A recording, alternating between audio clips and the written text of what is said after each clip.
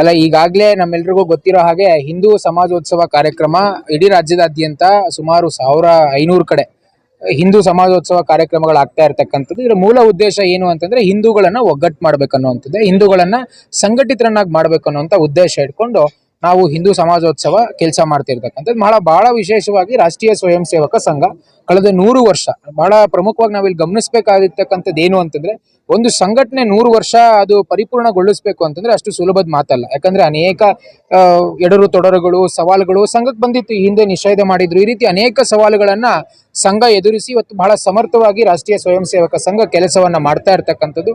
ಅದೇ ಉದ್ದೇಶ ಇಟ್ಕೊಂಡು ಇವತ್ತು HBR ಲೇಔಟ್ ಅಲ್ಲಿ ಅಣ್ಣವರ ನೇತೃತ್ವದಲ್ಲಿ ಬಹಳ ಸಂಘದ ಪ್ರಮುಖರ ನೇತೃತ್ವದಲ್ಲಿ ಈ ಕಾರ್ಯಕ್ರಮ ಆಗಿರ್ತಕ್ಕಂಥದ್ದು. ಮತ್ತೆ ಪೂಜ್ಯ ಮಂಗಳನಾಥ್ ಸ್ವಾಮೀಜಿ ಅವರು ನಮ್ಮೆಲ್ಲರಿಗೂ ಮಾರ್ಗದರ್ಶಕರು, ನಮ್ಮ ಕುಲಗುರುಗಳಾದಂತಹ ಸ್ವಾಮಿಗಳು ಕೂಡ ಬಂದಿವತ್ತು ನಮ್ಮೆಲ್ಲರನ್ನು ಉದ್ದೇಶಿಸಿ ಮಾತನಾಡಿರ್ತಕ್ಕಂಥದ್ದು. ಮತ್ತೆ ಬಹಳ ಪ್ರಮುಖವಾಗಿ ಹಿಂದೂಗಳನ್ನ ಒಗ್ಗಟ್ಟು ಮಾಡ್ತಕ್ಕಂಥ ಅವಶ್ಯಕತೆ ಇವತ್ತು ಸಮಾಜಕ್ಕೆ ಬಂದಿದೆ.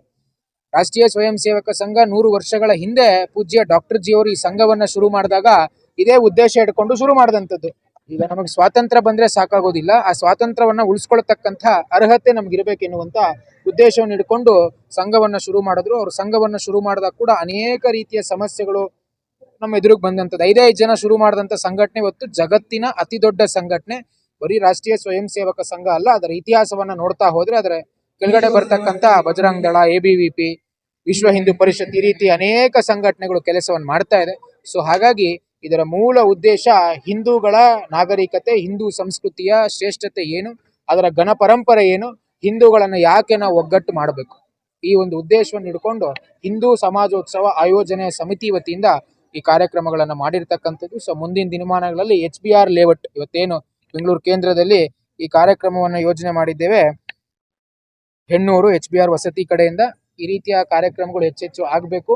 ಮತ್ತೆ ಎಲ್ಲ ಇವತ್ತು ರಾಮಾಂಜನಪ್ಪನವರು ಇರ್ಬೋದು, ಶೋಭಾ ಬಂಡೆಯವರು ಇರ್ಬೋದು, ನಮ್ಮ ರಘುಗೌಡರು ಇರ್ಬೋದು, ಈ ರೀತಿ ಅನೇಕ ಜನ ಪ್ರಮುಖರು ಇಲ್ಲಿ ಸಂಘಟಿತವಾದಂಥ ಪ್ರಯತ್ನವನ್ನ ಮಾಡ್ತಾ ಇದ್ದಾರೆ. ಈ ರೀತಿಯ ಕೆಲಸಗಳಾಗ್ಲಿ ಅಂತ ಹೇಳ್ತಾ ನಾನು ಆಶಿಸ್ತೀನಿ.